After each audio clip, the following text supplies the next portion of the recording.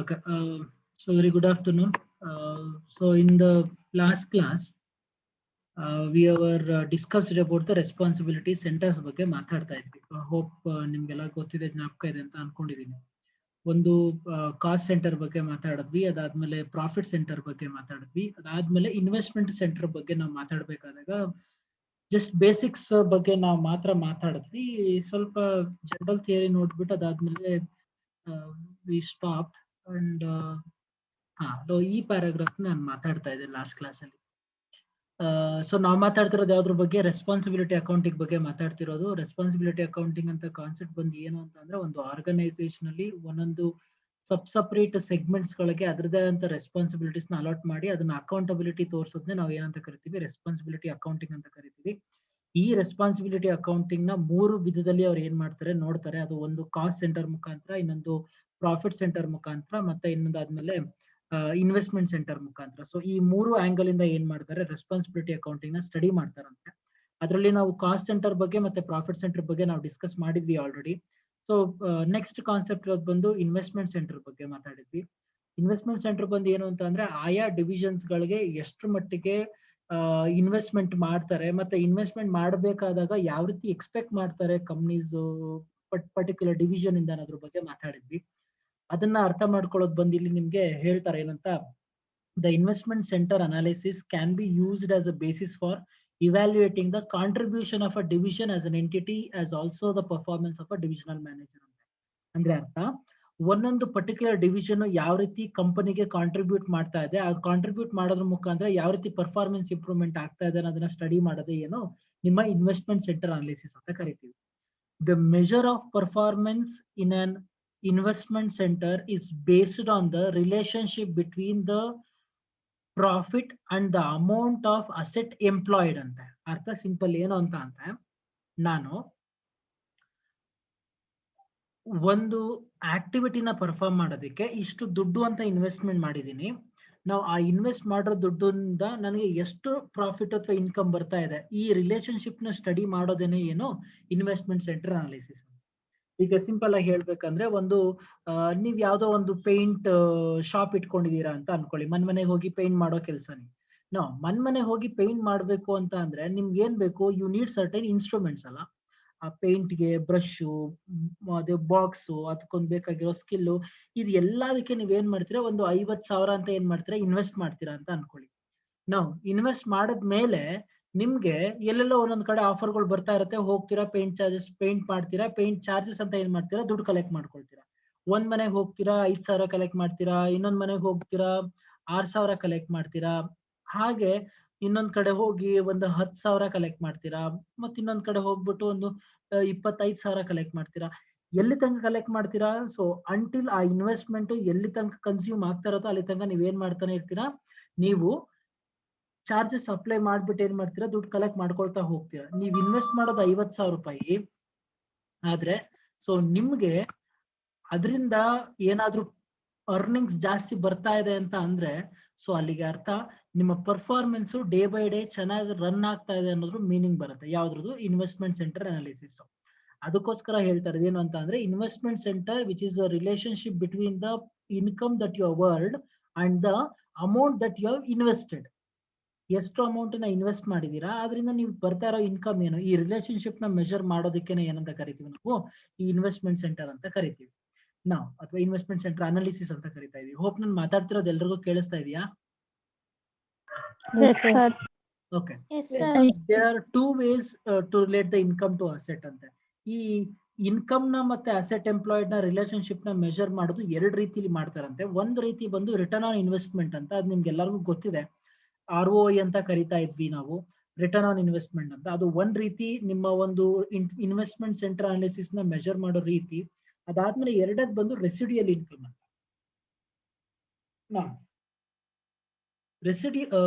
ಈ return on investment ಅಂತ ಅಂದ್ರೆ ಏನು, ಮತ್ತೆ ರೆಸಿಡಿಯಲ್ ಇನ್ಕಮ್ ಅಂತ ಅಂದ್ರೆ ಏನು? ಫಸ್ಟ್ ಒನ್ ಹೇಳುತ್ತೆ ರಿಟರ್ನ್ ಆನ್ ಇನ್ವೆಸ್ಟ್ಮೆಂಟ್ ಅಂತ. ಯೂಶುವಲಿ ಅದು ಗೊತ್ತಿದೆ. ROI will be the segment return on investment ಅಂತ. ಒಂದ್ ಪರ್ಟಿಕ್ಯುಲರ್ ಡಿವಿಷನ್ಗೆ ಅಥವಾ ಒಂದ್ ಪರ್ಟಿಕ್ಯುಲರ್ ಸೆಗ್ಮೆಂಟ್ಗೆ ನೀವು ಎಷ್ಟು ಇನ್ವೆಸ್ಟ್ ಮಾಡಿದ್ರಿ ಅದರಿಂದ ಬರೋಂತ ರಿಟರ್ನ್ಸ್ ಏನಿದೆ ಅದನ್ನೇ ನಾವೇನಂತ ಕರಿತೀವಿ? ರಿಟರ್ನ್ ಆನ್ ಇನ್ವೆಸ್ಟ್ಮೆಂಟ್ ಅಂತ ಕರಿತೀವಿ. ಅದನ್ನ ಸಿಂಬಾಲಿಕಲ್ ಆಗಿ ಹೇಳೋದಾದ್ರೆ ಇಲ್ಲಿ ಕೊಟ್ಟಿದ್ದಾರೆ ನೋಡಿ. ಏನಂತ. ಸೊ SROA ಅಂತ, SROI ಅಂತ ಅಂದ್ರೆ segment return on investment equals segment profit divided by segment resources or assets ಅಂತ. ಅಂದ್ರೆ ಆ ಸೆಗ್ಮೆಂಟ್ಗೆ ನೀವು ಎಷ್ಟು ದುಡ್ಡು ಇನ್ವೆಸ್ಟ್ ಮಾಡಿದೀರಾ ಮತ್ತೆ ಆ ಸೆಗ್ಮೆಂಟ್ಗೆ ನಿಮ್ಗೆ ಎಷ್ಟು ಪ್ರಾಫಿಟ್ ಬರ್ತಾ ಇದೆ. ನಾವು profit divided by investment into 100 ಮಾಡಿದ್ರೆ ನಿಮ್ಗೆ ಪರ್ಸೆಂಟೇಜ್ ಗೊತ್ತಾಗ್ಬಿಡುತ್ತೆ ಎಷ್ಟು ನಿಮ್ಮ ರಿಟರ್ನ್ ಆನ್ ಇನ್ವೆಸ್ಟ್ಮೆಂಟ್ ಅಂತ. ಈಗ ಸೆ ಫಾರ್ ಎಕ್ಸಾಂಪಲ್ ನನ್ನ ಇನ್ಕಮ್ 50,000 ಇದೆ ಅಂತ ಅನ್ಕೊಳ್ಳಿ, ನೀವ್ ಇನ್ವೆಸ್ಟ್ ಮಾಡೋದು may be somewhere like 25 lakh invest ಮಾಡಿದೀರಾ ಅಂತ ಅನ್ಕೊಳ್ಳಿ. ನಾವು ಅಲ್ಲಿಗೆ ನಿಮ್ಮ ರಿಟರ್ನ್ ಆನ್ ಇನ್ವೆಸ್ಟ್ಮೆಂಟ್ ಎಷ್ಟಾಗುತ್ತೆ, 2% ಆಗುತ್ತೆ. ನಾವು ಅಲ್ಲಿಗೆ ನೀವು ಹೇಳೋದೇನು, ಓಕೆ ನಾನು ಇನ್ವೆಸ್ಟ್ ಮಾಡೋದ್ರಿಂದ ನನಗೆ ಬರ್ತಾ ಇರೋಂಥ ರಿಟರ್ನ್ಸ್ ಬಂದು ಎಷ್ಟು 2% ಅಂತ ಹೇಳ್ತಿರಲ್ಲ. So that is what we called as ROI, return on investment. ಇಲ್ಲಿ ಒಂದು ಎಸ್ ನ ಸೇರಿಸ್ಕೊಂಡಿದ್ದಾರೆ. ಯಾಕೆ ಅಂತ ಅಂದ್ರೆ ಬಿಕಾಸ್ ನಾವು ರೆಸ್ಪಾನ್ಸಿಬಿಲಿಟಿ ಅಕೌಂಟಿಂಗ್ ಅಲ್ಲಿ ಮಾತಾಡಬೇಕಾದಾಗ ಸೆಗ್ಮೆಂಟ್ ವೈಸ್ ಮಾತಾಡೋದ್ರಿಂದ they have added that one particular term called as segment, SROI ಅಂತ. SROI can be used both for operating performance measurement and managerial evaluation. ಇದನ್ನ ಎಲ್ಲಾ ಜಾಗದಲ್ಲೂ ಉಪಯೋಗಿಸ್ತಾರೆ. ಒಂದು ಡಿವಿಷನ್ ಪರ್ಫಾರ್ಮೆನ್ಸ್ ಹೆಂಗಿದೆ ಅನ್ನೋದಿರ್ಬೋದು, ಅಥವಾ ಒಂದು ಕಂಪನಿಯ ಒಂದು ಮ್ಯಾನೇಜ್ಮೆಂಟ್ ಯಾವ ರೀತಿ ರನ್ ಆಗ್ತಾ ಇದೆ, ಎಲ್ಲಾ ವಿಚಾರದಲ್ಲೂ ಏನ್ ಮಾಡ್ತೀರಾ, ಈ ROI ಅನ್ನೋ ಒಂದು ಕಾನ್ಸೆಪ್ಟ್ ನ ಒಂದು ಮೇಜರ್ ಕನ್ಸಿಡರೇಷನ್ ತರ ಇಟ್ಕೊಳ್ತೀರಾ. ಅಲ್ಲಿ ಯಾವ ರೀತಿ ಮೆಜರ್ ಮಾಡ್ತೀರಾ, SROI ಅಂತ ಅಂದ್ರೆ ಏನದು segment profit contribution before interest divide by segment net assets ಅಂತೆ. ಮತ್ತಿನ್ನೊಂದು segment profit contribution after interest divide by segment net assets. ಇದು ಸಿಂಪಲ್ ಆಗಿ ಹೇಳ್ಬೇಕು ಅಂದ್ರೆ ನಿಮ್ಗೆ ಕೇಳಿದಿರಲ್ಲ ವರ್ಡ್ಗಳು, EBIT EBT ಅಂತ, earnings before interest, earnings before interest and tax, ಆಮೇಲೆ PAT ಪ್ಯಾಟ್ ಅಂತ, ಪ್ರಾಫಿಟ್ ಆಫ್ಟರ್ ಟ್ಯಾಕ್ಸ್ ಅಂತ. ನಾವು ಇದೇನು ಅಂತ ಅಂದ್ರೆ ಟ್ಯಾಕ್ಸ್ ನ ಕಳಿಯೋದ್ಕಿಂತ ಮುಂಚೆ ನಿನ್ಗಿದ್ದಂತ ರಿಟರ್ನ್ ಆನ್ ಇನ್ವೆಸ್ಟ್ಮೆಂಟ್ ಎಷ್ಟು, ಟ್ಯಾಕ್ಸ್ ನ ಕಳೆದ್ಮೇಲೆ ನಿನಗೆ ಬಂದಿದ್ದಂತ ರಿಟರ್ನ್ಸ್ ಎಷ್ಟು, ಇಂಟ್ರೆಸ್ಟ್ ನ ಕಟ್ ಮಾಡೋದ್ಕಿಂತ ಮುಂಚೆ ಬಂದಿದ್ದಂತ ರಿಟರ್ನ್ ಎಷ್ಟು, ಇಂಟ್ರೆಸ್ಟ್ ಆದ್ಮೇಲೆ ಬಂದಿರುವಂತ ರಿಟರ್ನ್ ಎಷ್ಟು ಅನ್ನೋದನ್ನ ಜಸ್ಟ್ ಒಂದು ಸಿಂಬಾಲಿಕಲ್ ಆಗಿ ಏನ್ ಮಾಡ್ತಾ ಹೋಗ್ತಾರೆ, ಕ್ಯಾಲ್ಕುಲೇಟ್ ಮಾಡ್ತಾ ಹೋಗ್ತಾರೆ.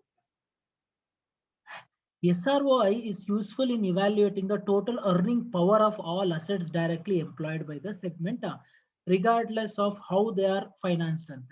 ಆರ್ಗನೈಸೇಷನ್ ಅಲ್ಲಿ ಏನು ಅಂತ ಅಂದ್ರೆ ಒಂದು ಪರ್ಟಿಕ್ಯುಲರ್ ಡಿಪಾರ್ಟ್ಮೆಂಟ್ ಅಥವಾ ಡಿವಿಷನ್ ಅರ್ನಿಂಗ್ ಕೆಪಾಸಿಟಿ ಯಾವ ರೀತಿ ಇದೆ ಅಂತ ಅರ್ಥ ಮಾಡ್ಕೊಳ್ಳೋದಕ್ಕೆ ಈ ಒಂದು SROI ಅನ್ನೋ ಒಂದು ಕಾನ್ಸೆಪ್ಟ್ ನ ಇಟ್ಟಿರುವಂತದ್ದು. The net SROI is a better indicator of a division's ability to generate the profit contribution. ಯಾವಾಗ್ಲೂ ನಿಮ್ಮ ಸೆಗ್ಮೆಂಟ್ ರಿಟರ್ನ್ ಆನ್ ಇನ್ವೆಸ್ಟ್ಮೆಂಟ್ ಇದೆಯಲ್ಲ, ಅದು ಜಾಸ್ತಿ ಆದಂಗೆ ನಿಮ್ಮ ಒಂದು ಕಂಪನಿಯ ಆಪರೇಟಿಂಗ್ ಎಬಿಲಿಟಿ ಏನಾಗಿರುತ್ತೆ, ತುಂಬಾ ಚೆನ್ನಾಗಿರುತ್ತೆ ಅಂತ ಹೇಳ್ತಾರೆ ಅಷ್ಟೇ. ಅದನ್ನ ಎರಡು ರೀತಿಲಿ ಅವ್ರು ಏನ್ ಮಾಡಿದ್ದಾರೆ ಹೇಳಿದ್ದಾರೆ. SRO ಇದನ್ನ ನಾನು ಆಲ್ರೆಡಿ ಹೇಳಿದೆ. SROI is equal to segment profit contribution into segment sales revenue divided by segment sales revenue into segment assets ಅಂತ. ಈ ತರ ಹೇಳೋದು ಒಂದೇ, ಅಥವಾ ಜಸ್ಟ್ ಡೈರೆಕ್ಟ್ ಆಗಿ segment profit contribution divide by segment sales into 100 ಮಾಡಿದ್ರು ಒಂದೇ. ಸೊ ಬೋತ್ ಆರ್ ಸೇಮ್, ಏನು ಅಷ್ಟು ಚೇಂಜಸ್ ಏನು ಅಂತ ಆಗಲ್ಲ. So this is what return on investment ಅನ್ನ ಕ್ಯಾಲ್ಕುಲೇಟ್ ಮಾಡೋ ರೀತಿ. ಸರ್ ಇದರಿಂದ ಅಡ್ವಾಂಟೇಜಸ್ ಇದೆಯಾ? ಎಸ್, ಆಫ್ ಕೋರ್ಸ್ ಅಡ್ವಾಂಟೇಜಸ್ ಇದೆ. ಅಡ್ವಾಂಟೇಜಸ್ ಏನು? ROI is generally accepted measure of over all performance. So ನಿಮ್ಮ ಓವರ್ ಆಲ್ ಪರ್ಫಾರ್ಮೆನ್ಸ್ ನ ಮೆಜರ್ ಮಾಡೋದಕ್ಕೆ ROI ಬಂದು ಒಂದು ಚೆನ್ನಾಗಿರೋ ಇಂಡಿಕೇಟರ್ ಅಂತ ಹೇಳ್ತಾರೆ. Second, it serves as a common denominator so that a comparison can be made between the performance of different divisions. ಎಲ್ಲಾ division ಜೊತೆ ಯಾವ ಡಿವಿಷನ್ ಚೆನ್ನಾಗಿದೆ, ಯಾವ ಡಿವಿಷನ್ ಚೆನ್ನಾಗಿಲ್ಲ ಅಂತ ಈಸಿಯಾಗಿ ಕಂಪ್ಯಾರಿಸನ್ ಮಾಡಬಹುದು ಎಲ್ಲಿ, ನಿಮ್ಮ ROI ಅನ್ನೋ ಒಂದು ಇಂಡಿಕೇಟರ್ ಫ್ಯಾಕ್ಟರ್ ಇಟ್ಕೊಂಡು. Then ROI is conceptually easy to understand. ಇದು ನಿಮ್ಗೆ ಏನು ಅಷ್ಟೊಂದು ಕಾಂಪ್ಲಿಕೇಶನ್ ಆಗಲ್ಲ. ಏನಂತ ಏನೋ ROI ನ ಕ್ಯಾಲ್ಕುಲೇಟ್ ಮಾಡೋದು ಅಷ್ಟೊಂದು ಕಷ್ಟ ಆಗತ್ತಾ? ಅಷ್ಟೊಂದು ಕಷ್ಟ ಏನಾಗಲ್ಲ, ತುಂಬಾ ಈಸಿ ನಿಮ್ಗೆ ಕ್ಯಾಲ್ಕುಲೇಷನ್ ಮಾಡೋ ಅಂಥದ್ದು, ಮತ್ತೆ ತುಂಬಾ ಈಸಿಯಾಗೂ ಅರ್ಥ ಹೋಗ್ಬಿಡುತ್ತೆ. ನಾನು ಇಷ್ಟು ದುಡ್ಡು ಹಾಕಿದ್ದೆ, ನನಗೆ ಎಷ್ಟು ಪ್ರಾಫಿಟ್ ಬರ್ತಾ ಇದೆ ಅದರಿಂದ ಅಂತ ನೋಡಿದ್ರೆ ಆಯ್ತು, ಸಿಂಪಲ್. ಸೊ ಅದರಿಂದ ನಿಮ್ಗೆ ಅಷ್ಟು ರಿಸ್ಕಿ ಅಂತ ಅನ್ಸಲ್ಲ ಕ್ಯಾಲ್ಕುಲೇಷನ್ ಮಾಡೋದಕ್ಕೆ, ಪ್ಲಸ್ ಅರ್ಥ ಮಾಡ್ಕೊಳ್ಳೋದಕ್ಕೆ. Then ROI provides incentive for optimum utilisation of the assets of a firm. ಅರ್ಥ ಸಿಂಪಲ್, ನಿಮ್ಮ ಒಂದು ಆರ್ಗನೈಸೇಷನ್ ಅಲ್ಲಿ ಯಾವ ರೀತಿ ಅಸೆಟ್ ನ ಎಫೆಕ್ಟಿವ್ ಆಗಿ ಯುಟಿಲೈಸ್ ಮಾಡ್ಕೊಳ್ತಾ ಇದ್ದೀರಾ ಅನ್ನೋದ್ರ ಬೇಸಿಸ್ ಮೇಲೆ ನಿಮ್ಗೆ ಪ್ರಾಪರ್ ಆಗಿರುವಂತ ಇನ್ಸೆಂಟಿವ್ಸ್ ಕೂಡ ಸಿಗಬಹುದು. ಯಾವಾಗ್ಲೂ ನಿಮ್ಮ ರಿಟರ್ನ್ ಆನ್ ಇನ್ವೆಸ್ಟ್ಮೆಂಟ್ ಜಾಸ್ತಿ ಆಗ್ತಾ ಇದೆ ಅಂತ ಅಂದ್ರೆ ಅರ್ಥ ಏನು, ನಿಮ್ಮ ಅಸೆಟ್ಸ್ ನ ಅಥವಾ ನಿಮ್ಮ ರಿಸೋರ್ಸಸ್ ನ ತುಂಬಾ ಎಫೆಕ್ಟಿವ್ ಆಗಿ ಯುಟಿಲೈಸ್ ಮಾಡ್ಕೊಳ್ತಿದ್ದೀರಾ ಅನ್ನೋ ಮೀನಿಂಗ್ ಬರುತ್ತೆ. ತುಂಬಾ ಚೆನ್ನಾಗಿ ಯುಟಿಲೈಸ್ ಮಾಡ್ಕೊಳ್ತಾ ಇದ್ದೀರಾ ಅಂತ ಅಂದಾಗ ಏನಾಗುತ್ತೆ, ಅದ್ರ ಲೈಫ್ ಇನ್ನೊಂದ್ ಸ್ವಲ್ಪ ದಿನ ಏನಾಗುತ್ತೆ, ಎಕ್ಸ್ಪಾನ್ಷನ್ ಆಗುತ್ತೆ. ಅದು ಆಗೋದ್ರಿಂದ ಏನಾಗುತ್ತೆ, ಸೊ ಕಂಪ್ನಿಯ ಪ್ರಾಫಿಟಬಿಲಿಟಿ ಏನಾಗ್ತಾ ಹೋಗುತ್ತೆ, ಡೇ ಬೈ ಡೇ ಜಾಸ್ತಿ ಆಗ್ತಾ ಹೋಗುತ್ತೆ. ಪ್ರಾಫಿಟಬಿಲಿಟಿ ಜಾಸ್ತಿ ಆದಂಗೆ ಆಟೋಮೆಟಿಕ್ ಆಗಿ ಏನಾಗುತ್ತೆ, ಇನ್ಸೆಂಟಿವ್ಸ್ ಗಳನ್ನ ಜಾಸ್ತಿ ಪೇ ಮಾಡ್ತಾರೆ. ಹೆಂಗೆ ಅಡ್ವಾಂಟೇಜಸ್ ಇದೆಯೋ ಅದೇ ರೀತಿ ಡಿಸ್ಅಡ್ವಾಂಟೇಜಸ್ ಗಳು ಸಹ ಇದೆ ಸರ್. ಹಾಗಾದ್ರೆ ಡಿಸ್ಅಡ್ವಾಂಟೇಜಸ್ ಏನೇನು? ROI it lakhs behind in the determination of investment ಅಂತ. ಅಂದ್ರೆ ಅರ್ಥ, ಇನ್ವೆಸ್ಟ್ಮೆಂಟ್ ಅನ್ನೋದನ್ನ ಹೆಂಗ್ ಮೆಜರ್ ಮಾಡೋದು, ಅದು ಕೆಲವೊಂದ್ಸಲ ಏನಾಗುತ್ತೆ, ರಿಸ್ಕ್ ಆಗುತ್ತೆ ಅಂತ ಹೇಳ್ತಾರೆ. ಯಾಕೆ? ಬಿಕಾಸ್ ಆ ಇನ್ವೆಸ್ಟ್ಮೆಂಟ್ ನ ನೀವು ತಗೊಳ್ಬೇಕಾದಾಗ ಎಲ್ಲಾ ಎಲಿಮೆಂಟ್ಸ್ ಗಳು ನೀವೇನ್ ಮಾಡ್ಬೇಕಾಗತ್ತೆ, ಕನ್ಸಿಡರ್ ಮಾಡ್ಬೇಕಾಗತ್ತೆ. ಈಗ ಸೇ ಫಾರ್ ಎಕ್ಸಾಂಪಲ್ ಸಿಂಪಲ್ ಆಗಿ ಒಂದು ಕ್ವಶನ್ ಕೇಳಿದ್ರೆ, ನಾನು ಅವಾಗಲೇ ಪೇಂಟ್ ಚಾರ್ಜಸ್ ಬಗ್ಗೆ ಮಾತಾಡ್ತಾ ಇದ್ದೆ. ಐ ಥಿಂಕ್ ಯಾರಾದ್ರೂ ಒಬ್ರು ಅನ್ಮ್ಯೂಟ್ ಮಾಡಿ ಇದಕ್ಕೆ ಆನ್ಸರ್ ಮಾಡಿ. ನೀವು ಪೇಂಟ್ ಕೆಲಸ ಮಾಡೋರು ಅಂತ ಅನ್ಕೊಳ್ಳಿ. ಪೇಂಟ್ ಕೆಲಸ ಮಾಡೋದಕ್ಕೆ ನಿಮ್ಗೆ ಎಲ್ಲೆಲ್ಲಿ ದುಡ್ಡು ಖರ್ಚಾಗುತ್ತೆ ಹೇಳಿ, ಹಂಗೆ ನೋಡೋಣ.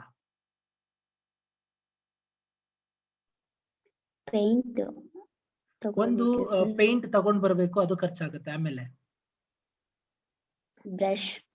ಬ್ರಷ್ಗೆ ಬೇಕಾಗತ್ತೆ. ಓಕೆ, ಅದಾಯ್ತು. ಆಮೇಲೆ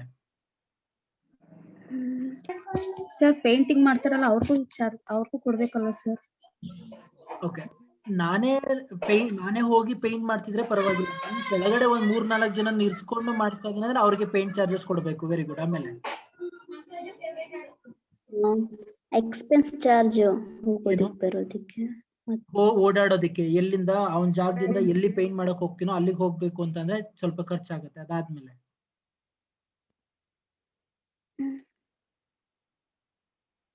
ಆ ಪೇಂಟ್ ಅನ್ನ ಹೋಲ್ಡ್ ಮಾಡ್ಕೊಳ್ಳೋದಕ್ಕೊಂದು ಬಕೆಟ್ ಬೇಕಾಗತ್ತೆ. ಅದಾದ್ಮೇಲೆ ಇತ್ತೀಚೆಗೆ ಆ ಬ್ರಷ್ ಜೊತೆ ಒಂದು ರೋಲರ್ ಅಂತ ಬಂದಿದೆ. ಈ ಕಡೆ ತುಂಬಾ ಜಾಸ್ತಿ ಯೂಸ್ ಮಾಡ್ತಾರೆ ಇವಾಗ ರೋಲರ್ನ.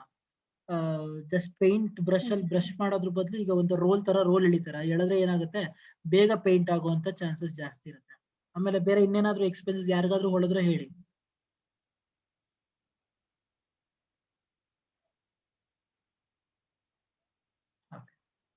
ಜನರಲ್ ಆಗಿ ನಾವು ಯೋಚನೆ ಮಾಡಿದ್ರೆ ಬರೀ ಇಷ್ಟು ಮಾತ್ರ ಅಂತ ಅನ್ಸ್ಬಿಡುತ್ತೆ ನಮ್ಗೆ. ಬಟ್ ಆದ್ರೆ ಸ್ವಲ್ಪ ಡೀಪ್ ಆಗಿ ಹೋದಾಗ ಏನಾಗುತ್ತೆ, ಇನ್ನೂ ಕೆಲವೊಂದು ಎಕ್ಸ್ಪೆನ್ಸಸ್ ಗಳು ಇನ್ಕರ್ ಆಗುತ್ತೆ ಅಂತ. ನಾವು ಇಲ್ಲಿ ನೋಡಿ, ಡಿಟರ್ಮಿನೇಷನ್ ಇನ್ವೆಸ್ಟ್ಮೆಂಟ್ ಎಷ್ಟಕ್ಕೆ ಮಾಡ್ತಾ ಇದೀರಾ ಅಂದ್ರೆ, ಇವಾಗ ನೀವು ಹೇಳಿದಕ್ಕೆಲ್ಲಕ್ಕೂ ಇನ್ವೆಸ್ಟ್ ಮಾಡ್ತಾ ಇದ್ದೀರಾ. ಬಟ್ ಆದ್ರೆ ಇಂಥ ಜಾಗದಲ್ಲಿ ಕೆಲವೊಂದನ್ನ ಬಿಟ್ಬಿಟ್ಟಿರ್ತೀರಾ. ಏನು? ನಿಮ್ಗೆ ಪೇಂಟ್ ನ ಮಾಡೋ ಅಂತಹ ಒಂದು ಕ್ರಿಯೇಟಿವಿಟಿ ಹೆಂಗ್ ಬರುತ್ತೆ? Either you should go for a training or you should work under some seniors. Yes or no? ನಾವು ಇಂಥ ಜಾಗಗಳಲ್ಲಿ ಏನಾಗುತ್ತೆ, ನಿಮ್ಗೆ ಅಡಿಷನಲ್ ಇನ್ವೆಸ್ಟ್ಮೆಂಟ್. ಇವತ್ತು ನಾನು ಎಲ್ಲೋ ಒಂದ್ ಕಡೆ ಫ್ಯಾಷನ್ ಡಿಸೈನಿಂಗ್ ಕೋರ್ಸ್ ನಾನು ಮಾಡ್ಬೇಕು ಅಂತ ಎಲ್ಲೋ ಒಂದ್ ಕಡೆ ಕಲಿಬೇಕು ಅಂತ ಹೋದಾಗ ನಿಮ್ಗೊಂದು 5-6 ಲಕ್ಷ ದುಡ್ಡು ಖರ್ಚಾಗುತ್ತೆ. ನಾವು ಅದು ಒಂದ್ ಟೈಪ್ ಆಫ್ ಇನ್ವೆಸ್ಟ್ಮೆಂಟ್. ನಾವು ಅಂದ್ರೆ ಅರ್ಥ ಏನು, ಇನ್ವೆಸ್ಟ್ಮೆಂಟ್ ಅನ್ನ ಡಿಟರ್ಮೈನ್ ಮಾಡೋದಿದೆಯಲ್ಲ, ಅದು ಸ್ವಲ್ಪ ರಿಸ್ಕಿ ಕೆಲಸ ಅಂತ ಹೇಳ್ತಾರೆ. So that is the disadvantage. ಅದನ್ನು ತುಂಬಾ ಕಷ್ಟ ಅಂತ ಏನಿಲ್ಲ, but there are some difficulties which arises when you are calculating the investment. Then determination of net income ಅಂತ. ನೆಟ್ ಇನ್ಕಮ್ ಅಂತ ಅಂದ್ರೆ ಏನು? ನೆಟ್ ಇನ್ಕಮ್ ಅಂದ್ರೆ ಪ್ರಾಫಿಟ್ ಬಿಫೋರ್ ಟ್ಯಾಕ್ಸಾ, ಪ್ರಾಫಿಟ್ ಆಫ್ಟರ್ ಟ್ಯಾಕ್ಸಾ, ಪ್ರಾಫಿಟ್ ಬಿಫೋರ್ ಇಂಟ್ರೆಸ್ಟಾ, ಪ್ರಾಫಿಟ್ ಆಫ್ಟರ್ ಇಂಟ್ರೆಸ್ಟಾ, profit before depreciation, profit after depreciation, ಅದಾದ್ಮೇಲೆ profit available for shareholders ಅಂತ ಕರಿತೀವಲ್ಲ, ಆ ಫೈನಲ್ ಜಾಗ ಎಲ್ಲವಕ್ಕೂ ನಾನು ಟ್ರಾನ್ಸ್ಫರ್ ಮಾಡಿ ಅದನ್ನ ಪ್ರಾಫಿಟ್ ಅಂತ ಕನ್ಸಿಡರ್ ಮಾಡ್ಬೇಕಾ ಅನ್ನೋದು ಕ್ವಶನ್ ಅರೈಸಸ್. ನೆಟ್ ಇನ್ಕಮ್ ಅಂದ್ರೆ ಯಾವುದು ಅನ್ನೋ ಒಂದು ಕ್ಲಾರಿಟಿ ನಮ್ಗೆ ಸ್ವಲ್ಪ ಕಷ್ಟ ಆಗುತ್ತೆ. ಅದು that depends upon the ones mind set. ಅವ್ನು ಯಾವ ರೀತಿ ಕ್ಯಾಲ್ಕುಲೇಟ್ ಮಾಡ್ತಾನೆ ಅದು ಅದ್ರ ಮೇಲೆ ಡಿಪೆಂಡ್ ಆಗಿರುತ್ತೆ. ಸೊ ಅವನು ಈ ನೆಟ್ ಇನ್ಕಮ್ ನ ಯಾವ ರೀತಿ ಕರೀತಾನೆ. ಸೊ ಅಲ್ಲಿಗೆ ರಿಟರ್ನ್ ಆನ್ ಇನ್ವೆಸ್ಟ್ಮೆಂಟ್ ಅನ್ನೋದು one of the major factor where you can determine the overall performance of an organisation ಅಂತ ಹೇಳಿ. ಇದು ರಿಟರ್ನ್ ಆನ್ ಇನ್ವೆಸ್ಟ್ಮೆಂಟ್. ಇನ್ನೊಂದ್ಸಲಿ ಹೇಳ್ತೀನಿ, ರಿಟರ್ನ್ ಆನ್ ಇನ್ವೆಸ್ಟ್ಮೆಂಟ್ ನ ಫಾರ್ಮುಲಾ ಬಂದು ಏನು ಅಂತ ಅಂದ್ರೆ, segment profit contribution divided by segment resources ಅಥವಾ ಸೆಗ್ಮೆಂಟ್ ಅಸೆಟ್ಸ್ ಅಂತ ಕರಿತೀನಿ ನಾವು.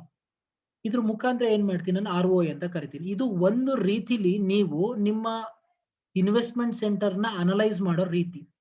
ಎರಡನೇದು ರೆಸಿಡಿಯಲ್ ಇನ್ಕಮ್. ನಾವು ರೆಸಿಡಿಯಲ್ ಇನ್ಕಮ್ ಅಂತ ಅಂದ್ರೆ ಏನು?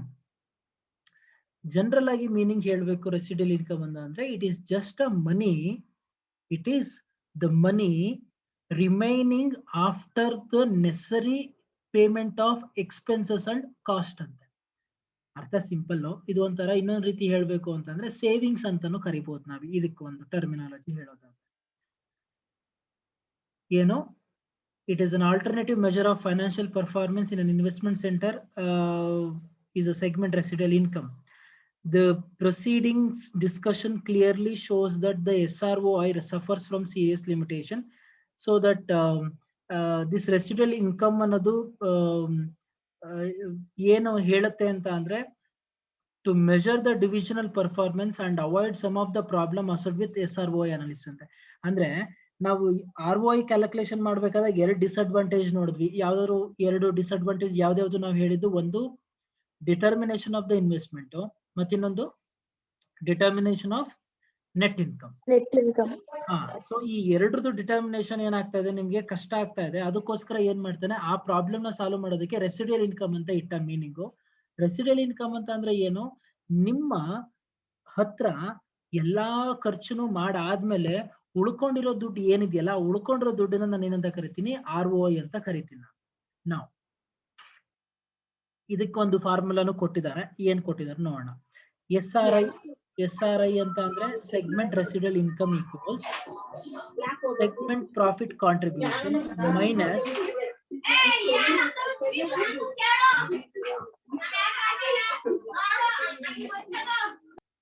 segment contribution minus SROI into SR ಅಂತೆ. ಅರ್ಥ ಸಿಂಪಲ್. ಈಗ ಐ ಥಿಂಕ್ ನಿಮ್ಮ ಹತ್ರ ಪೇಪರ್ ಪೆನ್ ಇದ್ರೆ ಹಾಗೆ ಒಂದ್ಸಲಿ ಅಲ್ಲಿ ಬರ್ಕೊಳ್ಳಿ. ಅಸ್ಯೂಮ್ ದಟ್ ನಿಮ್ಮ ಪ್ರಾಫಿಟ್ ಕಾಂಟ್ರಿಬ್ಯೂಷನ್ 50,000 ಇದೆ ಅಂತ ಅನ್ಕೊಳ್ಳಿ. ಎಷ್ಟು? 50,000. ಓಕೆನಾ? ROI ಪ್ರಕಾರ ನೀವೇನ್ ಮಾಡಿದ್ರೆ, ಕ್ಯಾಲ್ಕುಲೇಟ್ ಮಾಡಿದ್ರೆ ROI ಬಂದು ಎಷ್ಟಿದೆ, ಬಂದು ಒಂದು 6% ಇದೆ ಅಂತ ಅನ್ಕೊಳ್ಳೋಣ. ಎಷ್ಟು? 6%. ಇನ್ವೆಸ್ಟ್ಮೆಂಟ್ ನೀವು ಎಷ್ಟು, ಒಂದು 6 ಲಕ್ಷ ಮಾಡಿದ್ದೀರಾ ಅಂತ ಅನ್ಕೊಳ್ಳಿ. ಪ್ರಾಫಿಟ್ ಎಷ್ಟು ಅಂತ ಹೇಳಿದೆ? 50,000. ROI ರಿಟರ್ನ್ ಆನ್ ಇನ್ವೆಸ್ಟ್ಮೆಂಟ್ ಎಷ್ಟು ಪರ್ಸೆಂಟ್ ಹೇಳಿದೆ? 6%. ಓಕೆ. ಸೆಗ್ಮೆಂಟ್ ರಿಸೋರ್ಸಸ್ ಎಷ್ಟು ಹೇಳಿದೆ? 6 lakhs. ಜಸ್ಟ್ ಈ ಫಾರ್ಮುಲಾಗೆ ಕ್ಯಾಲ್ಕುಲೇಟ್ ಮಾಡಿ SRI ಎಷ್ಟು ಬರುತ್ತೆ ಹೇಳಿ ನನಗೆ. SPC 50,000 minus SROI into SR ಬಂದು 6 ಲಕ್ಷ. 6 ಲಕ್ಷ ಇಂಟು 6% ಅಂದ್ರೆ ಎಷ್ಟು ಬರುತ್ತೆ ನೋಡಿ.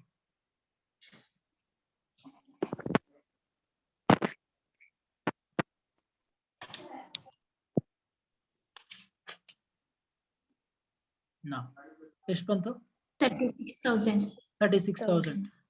SPC ಬಂದು ಎಷ್ಟಿತ್ತು? 50,000. ಆ SPC ಬಂದು 50,000 ಮೈನಸ್ 36,000 ಮಾಡಿ. ಎಷ್ಟು ಬಂತು ಬ್ಯಾಲೆನ್ಸ್? 14,000. ಈ 14,000 ನಾನು ಏನಂತ ಕರಿತೀನಿ? ರೆಸಿಡಿಯಲ್ ಇನ್ಕಮ್ ಅಂತ ಕರಿತೀನಿ. ಈಗ ಬರ್ತೀನಿ ನೋಡಿ ಮೀನಿಂಗ್. ಏನ್ ಮೀನಿಂಗ್ ಹೇಳುತ್ತೆ ಅಂತ ಅಂದ್ರೆ, ರೆಸಿಡಿಯಲ್ ಇನ್ಕಮ್ ಅಂತ ಅಂದ್ರೆ money remaining after making payment of expenses and cost ಅಂತೆ. ಅಂದ್ರೆ ಅರ್ಥ ಏನು, ನಿಮ್ಮ ಒಂದು ಅಕೌಂಟ್ ಅಲ್ಲಿ ಎಲ್ಲಾ ಎಕ್ಸ್ಪೆನ್ಸಸ್ ನ ಮೀಟ್ ಮಾಡಿ ಉಳ್ಕೊಂಡಿರೋ ದುಡ್ಡನ್ನ ಏನಂತ ಕರಿತೀನಿ? ರೆಸಿಡಿಯಲ್ ಇನ್ಕಮ್ ಅಂತ ಕರಿತೀನಿ. ಇಯರ್ ಬೈ ನಿಮ್ಮ ರೆಸಿಡಿಯಲ್ ಇನ್ಕಮ್ ಜಾಸ್ತಿ ಆಗ್ತಾ ಇದೆ ಅಂದ್ರೆ ಅರ್ಥ, ಸೊ ನಿಮ್ಮ ಒಂದು ಪರ್ಫಾರ್ಮೆನ್ಸ್ ಆಫ್ ದ ಕಂಪನಿನೂ ಏನಾಗ್ತಾ ಇದೆ, ಚೆನ್ನಾಗಿ ರನ್ ಆಗ್ತಾ ಇದೆ ಅಂತ ಕರಿತೀವಿ. That is what residual income. Same ನಾವು ಅಲ್ಲಿ ನೋಡ್ದಂಗೆ ಇಲ್ಲೂ ಅಡ್ವಾಂಟೇಜಸ್ ಡಿಸ್ಅಡ್ವಾಂಟೇಜಸ್ ಇದೆ. ರೆಸಿಡಿಯಲ್ ಇನ್ಕಮ್ ಮೆರಿಟ್ ಏನದು? ಪ್ರಿನ್ಸಿಪಲ್ ಅಡ್ವಾಂಟೇಜ್ ಬಂದು encourages capital investment any time by a divisional manager can earn more than required rate ಅಂತ. ಸೊ ಈ ತರ ಕ್ಯಾಲ್ಕುಲೇಷನ್ ಮಾಡೋದ್ರಿಂದ ಏನಾಗುತ್ತೆ, ನಿಮ್ಗೆ ಇನ್ವೆಸ್ಟ್ಮೆಂಟ್ ಅನ್ನ ಜಾಸ್ತಿ ಎನ್ಕರೇಜ್ ಮಾಡ್ದಂಗೆ ಆಗುತ್ತೆ ಒಂದು ಆರ್ಗನೈಸೇಷನ್ ಅಲ್ಲಿ. So new investment will increase the residual income if it yields an income higher than the requires percentage ಅಂತ.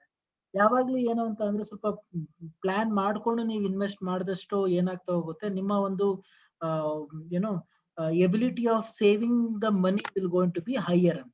Then second advantage ಬಂದು it allows different rates of return for different divisions. For example, higher rates of risky, lower for less risky certain.